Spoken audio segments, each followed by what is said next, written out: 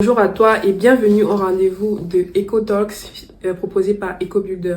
Alors si tu es là, c'est que tu es intéressé par les sujets de construction, d'éco-construction et plus globalement d'urbanisation en Afrique. Aujourd'hui, nous allons essayer de décortiquer un événement qui a eu lieu très récemment à Yaoundé au Cameroun. Il s'agit de la conférence Climate Change. Donc aujourd'hui, on va essayer de voir quel était le contexte, qu'est-ce qui a été dit, qui étaient les intervenants et qu'est-ce qu'il en ressort de cette conférence. Donc je vous laisse avec le jingle et je vous laisse découvrir la suite de la vidéo.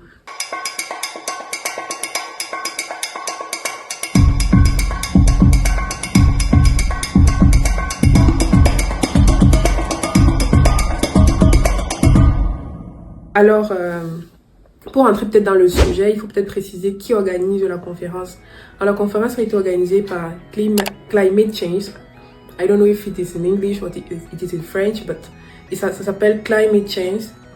Climate Change, c'est en fait une association qui est domiciliée en France et qui a pour objectif de rassembler un peu les décideurs qui interviennent dans les thématiques de biodiversité, de climat et de protection de l'environnement. Donc, ils se sont dit, on va créer un forum, un cluster pour pouvoir mettre en relation des intervenants qui sont en Europe principalement et en Afrique aussi, pour pouvoir échanger certaines données et faire des retours d'expérience. Donc c'est dans ce cadre-là que sûrement plusieurs acteurs qui étaient à Yaoundé ont proposé d'organiser une conférence spécifique qui allait s'intéresser aux questions du Cameroun, donc de l'urbanisation du Cameroun. Parce que effectivement le thème de la conférence c'était habitat durable et changement climatique en Afrique. La conférence s'est déroulée à Yaoundé du 23 au 24 août dans une salle à l'Institut français. Yaoundé, c'est vraiment au centre-ville. Donc, qui était présent à la conférence? Bien évidemment, il fallait la participation du gouvernement, dont le Niger était bien représenté par la ministre Outes Ketcha. Il y a eu d'autres associations qui se sont un peu jointes à l'événement, parmi lesquelles Ouaseka, dont je suis membre et très fière que certains moments ont pu se mobiliser et proposer des choses qui étaient assez intéressantes. Après, il y a plusieurs autres organisations un peu en Europe et en Afrique qui sont intervenues lors de cette conférence-là. Il s'agit notamment de ICLEI, la convention des maires, parce que puisqu'on parle de ville, il faut aller au niveau des communautés pour voir quels sont les décideurs qui pourront venir présenter les problèmes auxquels ils font face. Et ensuite, ensemble, ils allaient discuter de qu'est-ce qu'on peut mettre en place pour pouvoir résoudre ces problèmes-là. Ensuite, il y a aussi les communes et les villes unies du Cameroun. Ça, c'est vraiment une organisation qui regroupe toutes les communes et les villes du Cameroun. Donc, pour pouvoir peut-être faire des synthèses, des réflexions pour proposer des choses à leur communauté respective. Ensuite, il y a bien sûr le réseau Habitat francophone, Urbamonde et bien sûr Ouaseka dont j'ai parlé. La conférence a été proposée pour discuter de comment est-ce qu'on pourrait mettre en place un système qui pourrait favoriser le bon développement urbain dans les villes du Cameroun. Donc ça a été vraiment ce qui a été mis sur la table. Et c'est pour ça que tous les intervenants étaient quand même des partis pris qui sont locales, c'est-à-dire que les intervenants locaux, les maires, le MINDU et tous les acteurs de ces domaines-là qui ont leurs activités au Cameroun. Donc bien sûr, il fallait définir un cadre du travail. Et il fallait définir un cadre de travail qui s'inscrit en ligne de mire avec tout ce qui est ODD, notamment le régime durable 11, qui a pour intention de favoriser la construction de villes de communautés durables, sûres et résilientes. Ensuite, cette conférence s'aligne avec l'accord de Paris de 2015, la feuille de route du Forum urbain mondial de Katowice en Pologne en 2022, qui s'inscrivait sur la thématique Transforming Our Cities for a Better Urban Future. Donc c'est le World Urban Forum qui avait organisé cela. Et après, il y avait la cible 2 du cadre mondial sur la biodiversité parce que, bien sûr, ils sont intéressés aux questions d'environnement. Quels étaient les travaux précurseurs à cette conférence? Il a fallu s'intéresser à tous les événements qui ont eu lieu en Afrique avant cette conférence-là, notamment la grosse conférence sur l'Africa Climate Week qui a eu lieu à Nairobi en 2023, qui a été vraiment un tournant décisif parce que nous avons pris connaissance de notre mot à dire dans les questions climatiques. Il n'y avait pas toujours à attendre que la solution vienne d'ailleurs. Donc les Africains sont réunis sous un Nairobi pour pouvoir proposer des solutions aux sujets, aux thématiques liées au changement climatique. Ensuite, il y a le Forum régional des mers et l'Africa City de 2022 et la Semaine du climat et énergie de 2023 qui s'est déroulée à Saly au Sénégal du 31 juin au 4 août 2023. Donc, ils se sont un peu appuyés sur tous ces éléments que j'ai nécessité pour pouvoir proposer le rendu qui était une feuille de route de développement de Yaoundé. Donc ça s'appelle exactement le rendu. Le produit, c'était la feuille de route de Yaoundé pour un habitat durable en Afrique. Alors, ce que je peux donner comme avis, parce qu'ici on donne quand même notre avis, nous sommes quand même des acteurs du secteur, donc on peut quand même faire un avis. Là, ils sont limités vraiment qu'à la ville de Yaoundé. Mais je suppose que dans l'intention, c'était de proposer quelque chose qui pourra s'appliquer à toutes les autres villes du Cameroun. Mais dans le dénominatif du document qui a été produit comme livrable, c'était feuille de route de Yaoundé pour un habitat durable en Afrique.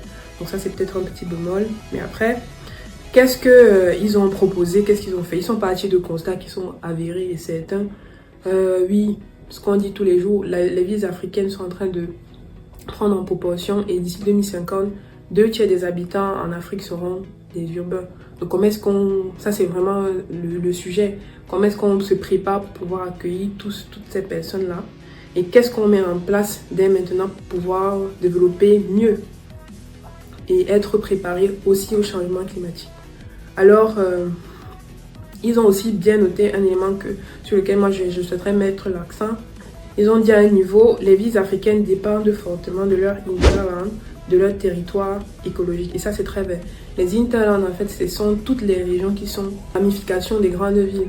Donc, par exemple, vous pouvez noter qu'à Yaoundé ou dans des grandes villes comme Yaoundé et Douala et d'autres comme Bafoussam, à la périphérie des villes, on note qu'il y a une grosse urbanisation qui se fait de manière très anarchique.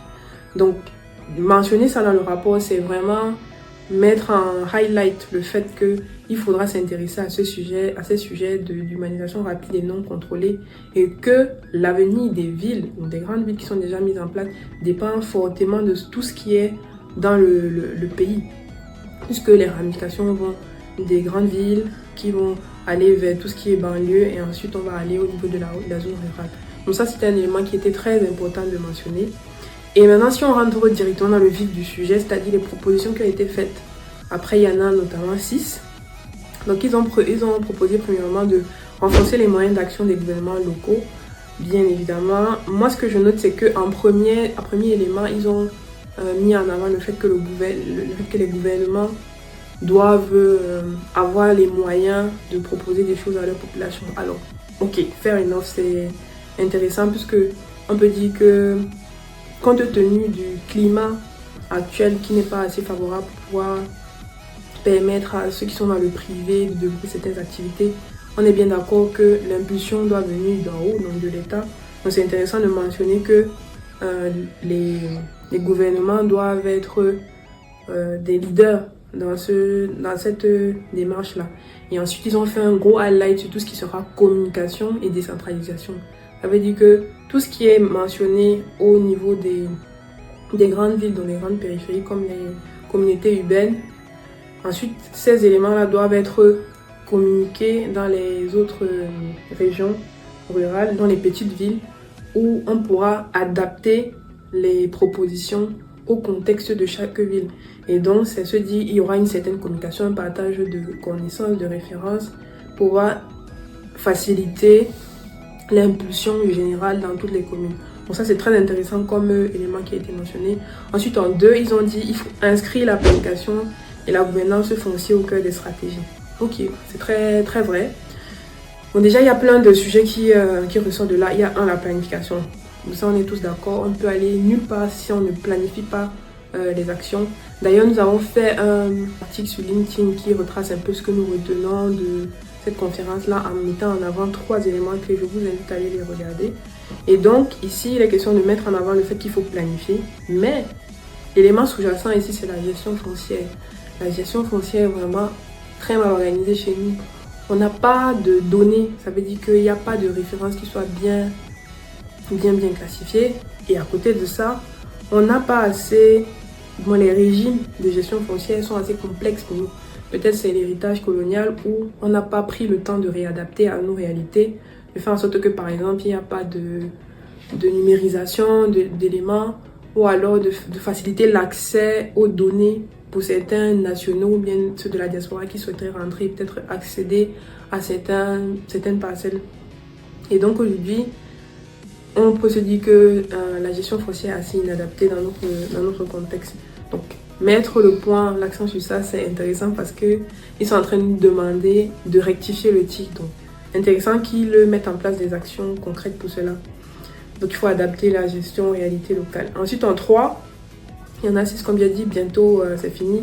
On va rester jusqu'au 5e point parce que là, vous allez mettre des choses dans les commentaires. Donc, en 4e point, j'étais au 3e ou 4e. En 3e point, il était question ils ont proposé de développer l'offre de logement. Bien évidemment, on est tous au courant qu'il y a une forte demande en logement et il n'y a pas assez de logements disponibles pour les personnes qui en demandent. Et même, là, c'est un peu une petite critique que je fais, toutes les actions qui sont mises en place aujourd'hui n'arrivent pas encore à satisfaire la demande et sont un peu biaisées par tout ce qui est gestion sur place. On va par exemple se mobiliser pour faire un immeuble à la SIC, Société immobilière du Cameroun en l'occurrence, mais après l'attribution de ces logements ne seront pas forcément faits dans les normes, ou alors ne seront pas accessibles au niveau du coût aux personnes qui sont vraiment désireux de ces logements-là. Donc là, il disait qu'il faut développer l'offre de logement, adapter les matériels et les techniques et essayer de faire en sorte qu'on puisse réduire l'impact carbone. C'est très très intéressant qu'il le mentionne et nous on ne cesse de se battre pour implémenter cette vision dans tous les projets que nous faisons. Il faut prendre en compte le fait qu'on inscrit un bâtiment, un ouvrage, un projet dans son contexte. Donc il est intéressant de voir tout ce qu'on a autour et proposer quelque chose qui sera intéressant vis-à-vis de cela. Il y a plein d'acteurs qui font comme nous et qui essayent de se mobiliser pour valoriser ce que nous avons en local. Par exemple, le Millennium Immobilier qui nous sert de leitmotiv un peu dans notre démarche, qu'on essaie un peu de suivre parce qu'elle nous a un peu tracé la voie. C'est l'une des pionnières dans tout ce qui est vulgarisation de la construction, de l'éco-construction au Cameroun.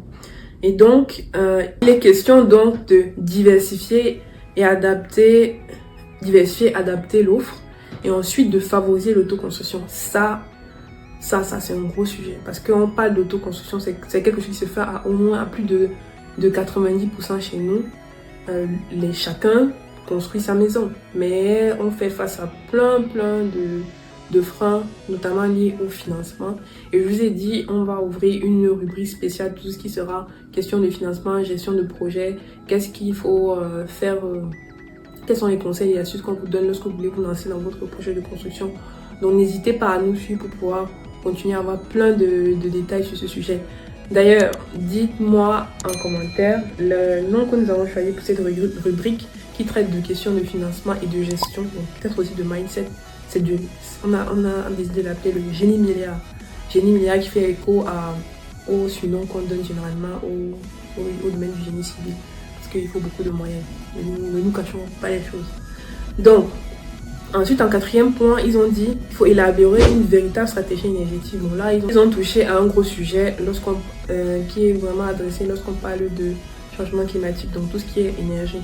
Il faut noter que chez nous, le parc, lorsqu'on parle des transports, parce que les transports sont un gros poste émissif au Cameroun, aussi en Afrique, il n'y a pas encore une grosse proposition en termes de transport en commun. Donc beaucoup de nos émissions proviennent vraiment de ce poste-là.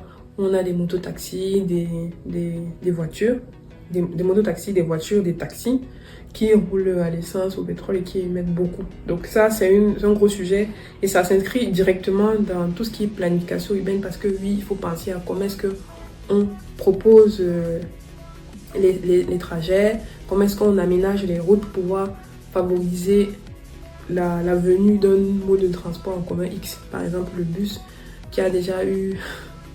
C'est pas pour ceux qui sont vraiment les anciens, vous vous rappelez de la société bus, on en entend plus parler. Donc ça, pour éviter des flops de personnes, d'investisseurs qui viendraient par exemple dans nos pays pour proposer des offres de transport en commun, il faudrait penser en amont comment est-ce qu'on construit la route, comment est-ce qu'on l'aménage pour favoriser cela. Et ensuite, qu'est-ce qu'ils ont dit? Il faut penser aussi à la fourniture d'électricité. Eneo, notre cher ami, j'ai pas besoin de commenter, les Camerounais sauront de quoi je parle. Et après, ils ont mentionné le fait qu'il faut penser à de nouvelles sources de production. Moi, ce que je peux noter comme commentaire, c'est que je pense qu'il faudrait que nos gouvernements vraiment s'affranchissent du monopole de la fourniture d'électricité. Parce que je ne connais pas vraiment, on va creuser le sujet. Dans la plupart de nos pays, il y a comme un monopole dans la distribution de l'énergie. Dans le cas du Cameroun, ça provient principalement de ce qui sera barrage. On n'a qu'une seule source. Moi, à 90%, notre énergie vient de l'hydroélectricité. Donc il faudrait voir comment est-ce qu'on peut essayer dans un premier temps de diversifier cela. Non, dans un premier temps, il faudrait voir comment est-ce qu'on améliore les rendements et la distribution de l'énergie. Parce que c'est tout un flux qui n'est pas assez bien desservi depuis un moment. La plupart des Camerounais se plaignent d'Eneo et disent que oui, ils font pas leur travail, mais Eneo en soi n'est que distributeur. Il ne fait que vendre l'électricité qu'il reçoit. Donc il faut vraiment s'intéresser au problème en amont. Donc peut-être construire plus de barrages, ce qui est inscrit dans la stratégie nationale. Mais après, il faudrait peut-être essayer en deuxième point de diversifier cette ressource-là en pensant par exemple à des ressources renouvelables. Je ne veux pas dire le photovoltaïque directement parce que je pense que ça mérite d'être étudié. De plus en plus, les gens prennent à cœur de dire oui, il faut faire le photovoltaïque, il faut par exemple aller vers la biomasse, mais il est intéressant de vraiment penser en amont ce qui peut être fait et faire une étude de faisabilité énergétique et de dire ok, compte tenu des données qu'on a sur cet environnement-là, qu'est-ce qu'on peut proposer et vraiment voir quelle est la disponibilité de la ressource. Et un dernier point que moi je souhaite vraiment, c'est arrêter le monopole. Arrêter le monopole, ça veut dire permettre à quelqu'un qui a par exemple une zone qui est peu aménagée pour faire de la production d'électricité thermique ou du solaire thermique ou du solaire photovoltaïque. Donc chez nous, le sujet de solaire thermique n'est pas vraiment d'actualité, mais solaire photovoltaïque, il faudrait penser cela en amont et voir une entreprise spécialisée comme EcoBuilder pour pouvoir faire des études en amont et proposer quelque chose qui sera adéquat. Donc un cinquième point, le sujet qui nous intéressait, réduire la vulnérabilité des territoires. Et pour ça, c'est quelque chose que nous disons qui est intéressant. Il faut faire un diagnostic à l'échelle nationale. Essayez vraiment d'avoir accès à des données claires et précises. Et si vous êtes vraiment abonné à notre page LinkedIn, vous allez voir qu'on a reprécisé notre vision. Et là, on a dit clairement ce qu'on compte faire. Donc, lorsqu'on sera bien établi et on aura une certaine reconnaissance pour notre savoir-faire au niveau de la construction et de l'éco-construction, on va s'attaquer au sujet de data. C'est intéressant d'avoir les données pour pouvoir proposer. Parce que notre objectif, ce qui s'inscrit vraiment dans notre vision à court terme, c'est de proposer au gouvernement une stratégie, que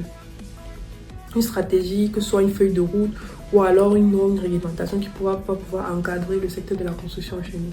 Et une phrase qu'ils ont notée, ils ont dit « Cette adaptation doit se traduire aussi à l'échelle de la construction.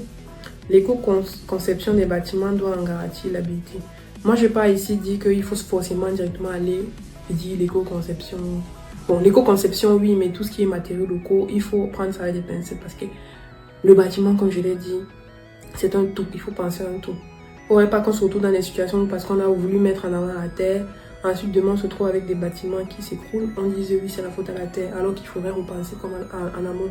Je vous laisse aller regarder tout ce qu'il y a eu comme polémique autour des anciennes bâtisses qui étaient au Maroc suite au séisme. Où maintenant il y a un gros sujet. Est-ce qu'on reconstruit avec la terre ou est-ce qu'on va avec le béton? Est-ce qu'on accuse la terre?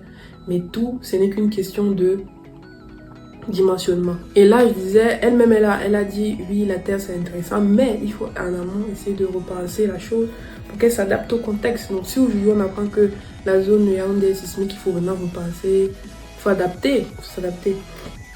Et éviter forcément de recourir directement à tout ce qui sera béton, acier et verre. Parce que moi, je trouve que c'est une aberration vraiment de mettre du verre pour la prochaine. Déjà qu'il fait très chaud. Écoutez. Donc, et le dernier point, c'était renforcer et adapter les financements. Et sur ce point, je vous laisse vraiment dans les commentaires me dire.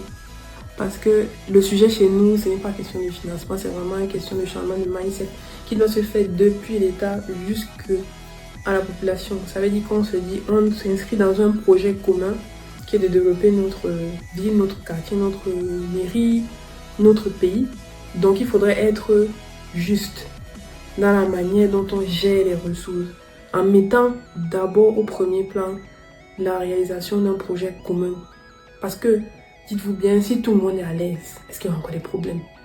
Donc ce sujet des financements, je vous laisse me dire ce que vous pensez de ça, parce que j'estime que il faut déjà résoudre ça. Si on arrive à mieux gérer nos ressources, réduire tout ce qui est corruption, et être objectif dans la manière dont on aborde les sujets pour résoudre les problèmes, qui après vont nous aider à atteindre, à réaliser notre vision, qui est de ne plus souffrir, d'être bien logé, bien nourri. Alors je pense que là, il faut vraiment s'attaquer à tout ce qui sera gestion. Et chacun a son mot à dire dedans. Donc merci. Ce forum, en fin de compte, c'était assez intéressant comme initiative. Et c'est bien qu'il y ait eu de la place, un lieu qui soit dédié aux discussions, aux conversations, que les vraies choses aient été dites. Même si on a mentionné quelques éléments qui méritent des précisions.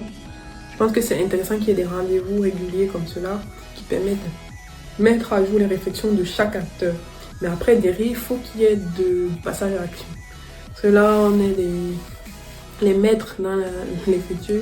Donc il faudrait vraiment qu'après, on passe à l'action. Et passer à l'action, c'est se dire, on construit un projet commun ensemble pour développer le chez nous. Je vous dis merci et rendez-vous dans un prochain éco-talk ou peut-être un dossier génie milliard pour vous donner plein de conseils et astuces pour vous construire. Merci.